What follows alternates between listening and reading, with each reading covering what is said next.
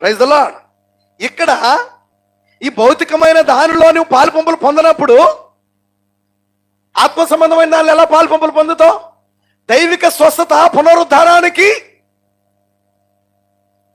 సంచికరం అన్నాడు. నిజమేనా? మరి ఈ ప్రభురాత్రి భోజనం పెండ్లి విందుకు సంచికరము. హల్లెలూయా. అందుకని నా శరీరము తిని నా రక్తము త్రాగువాడే నిత్య జీవము గలవాడు. It's a advance. అంచె దినమున నేను వాడిని లేపుతా. హల్లెలూయా. ఎవరికైతే అడ్వాన్స్ ఉందో వాళ్ళు స్వతంత్రించుకుంటారు. దేవునికి మహిమ కలుగును గాక. వింటున్నారా? అర్థమైందా?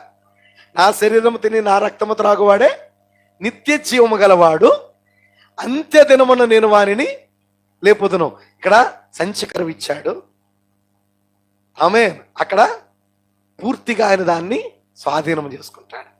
దేవుని కృప మనందరికీ తోడైండును గాక. ఎంతమంది సంచికరువును పొందుకున్నారు? దైవిక స్వస్థత ఉందా? పునరుద్ధానం నీదే. ప్రభురాత్రి భోజనంలో పాలు పంపులు పొందుతున్నావా?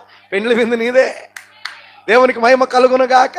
హల్లెలూయా. నీ రోగం నుండి స్వస్థ పొందుకునే విశ్వాసం ఉందా? ఎత్తబడే విశ్వాసం నీదే. హల్లెలూయా. దేవుని కృప మనకు